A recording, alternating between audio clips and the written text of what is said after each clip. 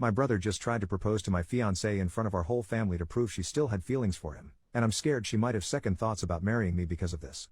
My 28 male brother Mark, 26 male, used to date my fiancée Jen, 26 female, a year ago. For context, they dated back in August 2022. They were only together for a month before he broke things off with her because he was bored of being in a relationship and never really wanted to settle down anyway. At the time they were dating I was in a different state, so I had no idea he even had a girlfriend, and I had no idea who Jen was until I met her. Jen and I met at a bar when I moved back in October and hit it off really well. She was easily the most beautiful and intelligent woman I ever met, and we met up a few times more before we made it official.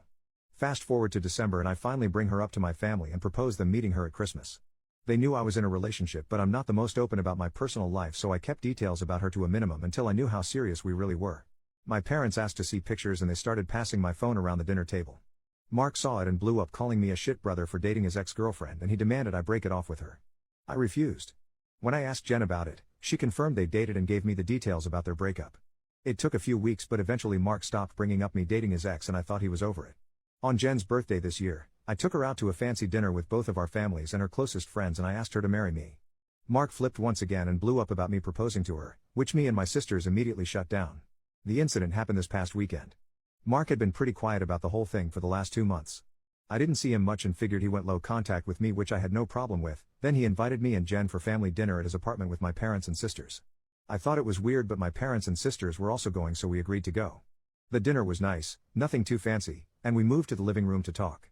About 30 minutes into normal conversation, Mark stood up and told us he had an announcement. He made a long speech about being happy to have his family around for his big moment, then got on one knee and pulled out this cheap ring while asking Jen to marry him. Jen was confused and obviously uncomfortable and demanded that he put it away and stand up. My dad tried to make a grab for Mark, but I got to him first and punched him. I won't repeat most of it, mostly because I was too angry to even listen to most of it, but he said something along the lines of wanting to show me that Jen wasn't really into me and just wanted to get back at him. Before it could get worse, my parents rushed me out and promised to talk to him. It's been a few days since it happened and I'm still pissed off. I don't know what to do at this point. I'm scared Jen might have second thoughts marrying me because of this. Any advice? Edit to add later that day. First, thanks for reading and responding. I want to clarify a few things that I saw in the comments. 1. Jen and I are newly engaged. It was one of those feelings where we both knew we were in it for the long run. As fast as it is, I'm sure about her. 2. When we met, I was the one who approached her, not the other way around. Whether she knew or had suspicions of us being related, I don't know. I asked after finding out they dated and she says she had no idea. I didn't have a reason to doubt that, but I can admit this, seemingly, overreaction on Mark's part does raise red flags. 3. I had no idea she and Mark dated when I met her. Mark and I aren't close at all. We used to be, but as we grew up we drifted and talked less and less. Before I moved back, we didn't really speak much aside from special days like his or my birthday. Jen knew of my family but not much until I decided I was ready to introduce them to her. When she and Mark met, again, I didn't get a sense of any residual feelings on either part. She didn't treat him like a stranger, but she also wasn't overly affectionate with him either. 4. I was told this was a relationship that lasted a month. I didn't think I needed permission from Mark to ask her to marry me, but maybe that was wrong of me. I'm not sure. That being said, I plan to talk to Mark this weekend to lay everything out on the table and figure out what's up. I never asked for his side of their relationship, which is my fault for not doing my due diligence. Update 2 days later, I called Mark and asked him to meet up with me at my place to talk. I told him I would prefer Jen to be around for the talk as well, but I was cool with it if he didn't want her there. He agreed to talk to both of us and showed up at my place around noon today. It was pretty quiet for a few minutes before I started the conversation. I apologized for not warning him I would be proposing to Jen, and I apologized for hitting him. He said it was whatever, but he appreciated the apology. I told him what Jen had said about the relationship and breakup when I asked her about it, and I asked him to confirm if it was true. I pretty much said that his reaction throughout his whole thing has been extreme, and I wanted to make sure I wasn't misunderstanding their relationship or downplaying how serious they were. He confirmed that they only dated for a few weeks and he broke up with her because he lost interest. Jen asked if he was acting like this because he still had feelings or regrets about ending things with her. He said he could admit he thought she was more attractive than when he last saw her, but there weren't any feelings or regrets. He said he just didn't like seeing a girl he dated, even if it was short term, with his older brother, and as a man I shouldn't have violated him by pursuing things with his ex. I reminded him that I had no idea they dated, so it wasn't like I consciously did this knowing their history together. He shrugged me off and said it didn't matter, I still should have broken it off. He was adamant that if the roles were reversed he would have done the same thing, which I highly doubt. I asked him why he proposed to her if he didn't have any lingering feelings. Basically, to sum it up, he was talking about it to one of his buddies who was around when Mark and Jen dated, and the guy put the idea in his head that maybe Jen knew from the start that we were related and was doing this to get back at him, considering Jen had been hung up on him after they ended. He and his friend thought it would be a good idea to test it and see if they were right, so he came up with the idea to propose and see if she dumped me for him. Jen asked him to elaborate on why he thought she was hung up on him, and he told her that he heard she was asking about him following the breakup and still hanging out at the places they used to go to, so it was a valid assumption. Then for her to pop up randomly with his brother affirmed his suspicions. Jen told him she'd only asked about him once following the breakup and she'd been hanging out at those places with friends before they started dating and she wouldn't avoid them because of a breakup. She also told him she was offended at the idea that she would go as low as to pursue me, just to get back at him. He shrugged and gave her a half apology but said she had to see it from his point of view. He asked her if she really didn't know and she told him that she didn't see the resemblance in us until we were in the same room and we act nothing alike, so it never crossed her mind, and he said okay. That pretty much wrapped up the conversation. He did tell me before he left that I could take back his invite to the wedding because he can't bring himself to support our relationship knowing he used to date her. I told him he didn't have to worry about that as he was most likely going to be uninvited anyway. It's been a few hours since our talk and I do feel better. My parents aren't too happy about him being uninvited, but they understood that it was a mutual decision and probably for the best. My sisters told me they knew he didn't have a good reason for being a jerk and they don't blame me for not wanting him at the wedding. As of now, I'm going to limit contact with Mark and I doubt he'll reach out to me anytime soon either. Once again, I want to thank everyone for reading and commenting, and if anything significant happens, I'll update again.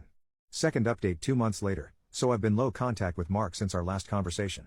I haven't called him and he hasn't called me, and our only interactions have been in family settings.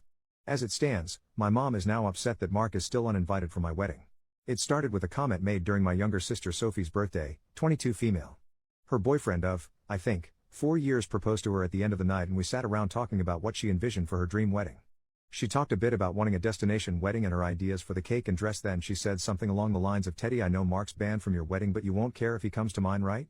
I laughed it off and told her I can't get mad about her guest list even if I wanted to. My mom gave me this weird look and asked if Mark was still not invited to my wedding. I told her yes and she got irritated. She told me she thought I was joking and said I was being unreasonable to go through with banning him from the wedding since he's family. She accused me of holding a grudge just to be petty. I reminded her that he and I agreed on him not coming. I then told her that this wasn't the time to talk about my wedding since the day was about Sophie, and if Mark or her want to talk about my wedding they can call me another time. Sophie laid into my mom a bit about trying to make her special day about Mark and my mom dropped the issue. For those of you who might be wondering, Mark wasn't at Sophie's party because he apparently had to work and couldn't make it. A few days later, my mom stopped by my house and said she wanted to discuss my wedding. She asked me why I was so adamant about Mark not coming to my wedding. She said that I shouldn't be so insecure about Mark and Jen's previous relationship and that uninviting him was a step too far. I told her that Mark and I mutually agreed on him not coming to the wedding and he can come to me about it himself if he has a problem with it. We got into an argument and she said that if I wasn't going to re-invite Mark then she would not be coming either because I'm ostracizing her son. I shrugged and told her if that's what she wants then she can toss her invite in the trash because I won't beg her to be there. She asked me if I would really be okay with her not attending and I told her it wouldn't be the first time she missed an event of mine because of Mark. She said I was being an off for throwing her past mistakes in her face and she stormed out. I then started getting messages and phone calls from her and a few family members about the whole situation saying I was in the wrong and urging me to invite Mark just to keep the peace. Jen's also been getting messages from my mom asking her to talk to me and get me to change my mind, but to my knowledge she hasn't been responding. So far, most of my mom's side of the family are standing in solidarity with her and not attending, while my dad and his side of the family, which is only my aunt and uncle and their 2 kids, agree with me and are still coming. My sisters are also still coming to the wedding and of course Jen's family too. Also, I talked to Mark about it and asked him if he had a problem with not having an invite. He said he uninvited himself in the first place and he doesn't get why they're making a big deal because he still doesn't want to go. He told me to leave him out of the fighting because he's not involved and he says he'd tell her the same. As of now, I'm back to being low contact with my mom, but my dad and I are still on decent terms. I'm still deciding on whether I'll re-invite my mom and her family, should they change their mind about the boycott, but the chances are low and I told my dad this too, which he understands. For now, Jan and I started looking into downsizing the venue since the guest list is significantly smaller. Update 3, my mom is uninvited from the wedding indefinitely. About 2 weeks after she decided to not come to the wedding, she stopped by and said she wanted to clear the air and talk about everything. We agreed and invited her in to join us for dinner. Jan made her a plate of food and I asked her if she was still planning on not coming to the wedding. She said that while she wants to, she can't get over me not inviting Mark because of a simple mistake. I reminded her that his simple mistake was proposing to my fiancée with me sitting less than 3 feet away from him and she said it was just a joke. Jan asked her why she wanted to talk if she was maintaining the same stance on Mark coming to the wedding. She said she wanted to talk to Jen and she was hoping Jen would hear her out and talk me into inviting Mark again. She apparently assumed I was at work and she'd be able to catch her alone. Jen politely told her that she understood her thought process but she wouldn't have had that conversation anyway without me present since this is about my brother. My mom made a comment somewhere in the lines of Jen being spineless and unable to have a conversation without me thinking for her, which started a pretty heated back and forth between the 3 of us before Jen told her to get out. She got up and started walking towards the door and my mom followed her still screaming at her. By this point she's yelling about her tearing our family apart. While Jen was unlocking the front door my mom grabbed her hair and pulled her to the ground still screaming. She hit her and tried to claw her face and I dragged her off of her and threw her outside. She banged on the door for a few minutes while I made sure Jen was okay before she left and called the both of us repeatedly. When I was sure Jen was okay I texted my mom and told her not to bother reaching out again because we'll never speak to her again. I called my dad and sisters and told them what happened too. My dad was surprised and tried to make excuses, saying she'd been stressed about this whole situation for a while. My sisters say they knew she'd snap eventually since she's always been a crazy bitch and they said they'd come make sure Jen is okay. I asked Jen if she wanted to press charges but she declined and said she only wanted to cut contact with her for good. I told that part was obvious but she should still talk to the police since she was physically assaulted but she doesn't want my mom to get arrested. My sisters and Jen's mom came by to comfort her thankfully so she's doing okay. My mom is blocked on everything until Jen says otherwise. I genuinely don't know what to do now. Jen doesn't want to go to the police because she'd feel guilty having her arrested over this, but my sisters and I want to convince her too, and I'd at least want documentation in case something happens in the future. Clarification and some background on my relationship with my parents. Some people were asking questions about my mom and my decision not to be open with Jen about my relationship with my parents. I figure I could give some background on why we're so strained. Like some of you said, Mark was the golden child. Mark was my mom's baby boy and she didn't do much to try and hide it. They didn't spend much time with my sisters and I like normal parents did with their kids unless they had to, but they'd spend time with Mark as often as possible like taking him out shopping while we stayed with a sitter, or bringing him home his favorite food and toys from the store when they'd shop alone. He usually got better things compared to the rest of us like new expensive clothes while ours were thrifted or new toys just for him compared to old toys we had to share with each other. If my sisters and I got gifts, they were for us to share, but my mom made it pretty clear that Mark's things were only for him and we shouldn't touch it. When Mark would screw up, I'd get punished for not being a good role model and showing him the proper way to behave. For example, Mark went through a phase of breaking his toys and I got the beating because obviously he learned the behavior from me. When he was 8, Mark got in trouble at school for trying to push a kid down the stairs. I was grounded for 2 weeks and told to apologize to the kid for not teaching my brother right. When I turned 13, I pushed for my parents to start giving me an allowance. They agreed as long as I did household chores like mowing the lawn, taking out the trash, raking leaves, etc. It was usually somewhere around $25 a week to help me start saving. Mark saw that I was getting money and he begged my parents for an allowance too. Instead of making him work, $10 of my allowance money was given to him each week because we were doing such a good job with our chores, that he never touched. Whenever I asked him to help, he'd tell me it's not his job to do chores so why should he bother. It was around this time that I started really distancing myself from my brother. By the time I entered high school, we only talked to each other when we needed small favors or when we absolutely had to. I got my first job when I turned 17 because I wanted to finally get my own car and make money that they couldn't force me to give to Mark. My oldest sister Maggie helped me start my own bank account and showed me how to properly budget and save my money. I got my first car at 18 after all of my hard work. When Mark got his license, my parents asked me to let him use my car to get around and for extra practice behind the wheel. Reluctantly I agreed and for a while the arrangement was fine. Mark used my car when I didn't need it and helped maintain it pretty well.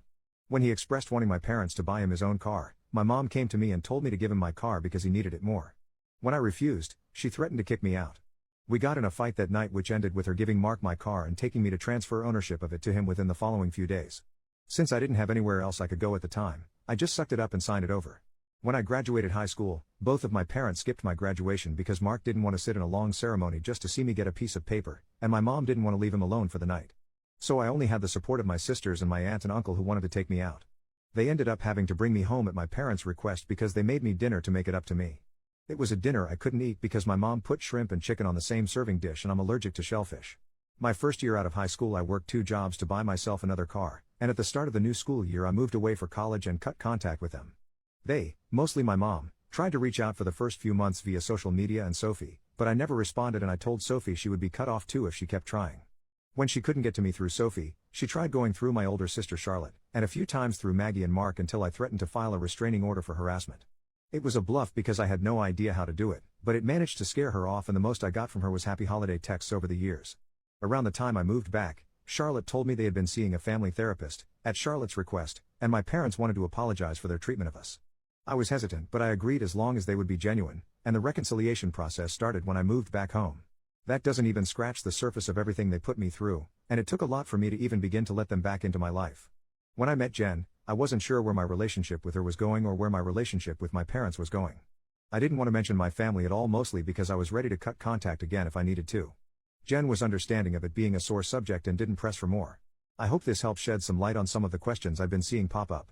Update 4. I want to thank everyone who's taken the time to give me advice on what to do going forward and all the kind messages and comments I've gotten over the past few days and weeks. Jan and I have read the comments together and everything is appreciated.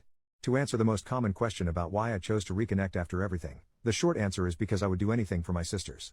Charlotte wanted the entire family around and for the birth of her first child and to help her while she adjusts. She didn't want part-time aunts and uncles who would only visit her kid during birthdays and holidays. She was never the type to ask for much of anything growing up, so when she asked if I would be willing to try for her, I agreed because it would make her happy. I also think part of me hoped that maybe they'd changed. I don't regret trying to reconcile either. My parents are still terrible, but I met the love of my life, so I call it a win. A few people wanted to know if there's an update, so here we go. Sorry if it's a mess or confusing, a lot has happened. We filed a report with the police and were told that even though Jen doesn't want to pursue anything, it's not up to us to decide whether it goes further, but they would keep our preference in mind. We provided some pretty decent evidence of the assault, including pictures of Jen's face and texts with my mom and dad talking about what happened. We were advised to report and record any other incidents with my mom going further in case anything else happens. Considering where we live, I doubt it'll go anywhere, but at least we have it on record. I got about 100 angry text messages that tell me they at least spoke with her regarding the incident. My mom tried to corner me leaving my job and screamed at me about trying to ruin her life.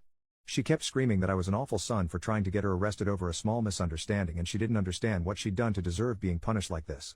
I told her that if she didn't like being in legal trouble, then she shouldn't have hit Jen. She demanded I tell the police to forget the report, which I refused. I told her exactly what the officer said about it being out of my hands. She had a tantrum in the parking lot and hit me a few times, just on the chest and arm, before security intervened and dragged her off the property. I had to talk to my boss about the incident. Luckily, she was understanding of everything going on after I explained what was happening. When I got home, I told Jen what happened. She was upset and asked that we discuss the plan with my family moving forward. It was a long talk, but we took the advice of some Redditors and decided to go completely no contact with my family aside from my sisters. We agreed that having them in my life is adding unnecessary stress for the both of us, and we aren't even married yet. She told me she wanted to consider moving away and putting some distance between us and my family. She said that she tried to stay out of my family issues because it's not her place, but she refuses to put up with my mom and her behavior or my dad enabling her abuse. A lot more was said, too much to put in this post, but I agreed with her that they were more trouble than they're worth, and I also don't want to put up with this anymore. I also agreed to go to therapy, and she's helping me find a therapist. I decided to call my dad after our talk and let him know I would be going no contact. He didn't answer the first time I called, so I left a message asking to have a long talk. When he called back, he asked if it was okay for my mom to be a part of the conversation. I told him it was okay since she needed to hear what I had to say too.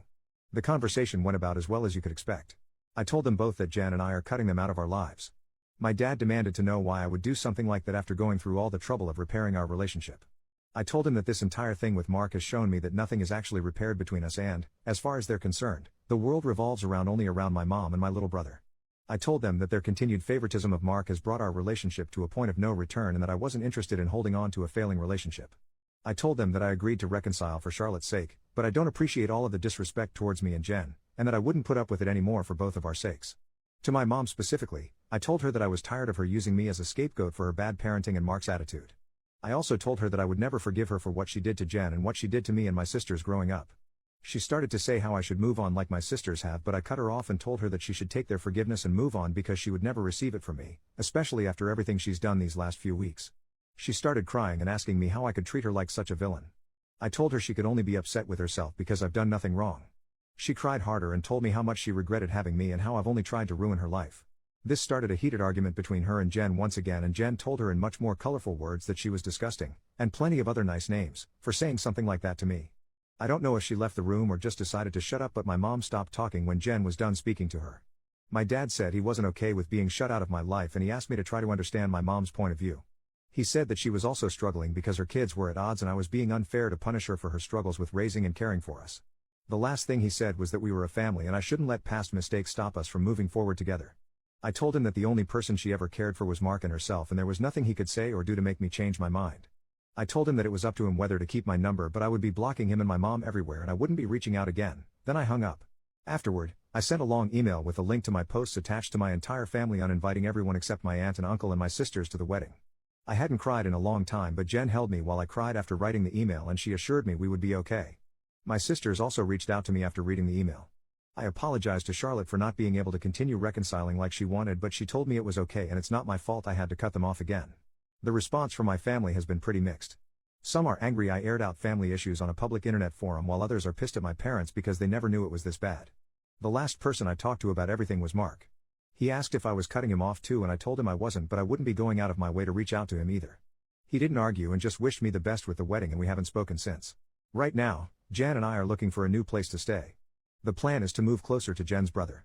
He lives about 3 hours from where we are now, and Jan and I like the city he's in. I spoke to my boss about transferring, and Jan is looking into the option of working 100% remotely or possibly finding a new job. And once again our venue's changed. Since the guest list is significantly smaller, my future brother-in-law is considering letting us use his lake house for our wedding. I don't plan to post any more about this unless the sky falls, at least not until the wedding, because I want to move on with life, but I want to thank you all for your comments and advice.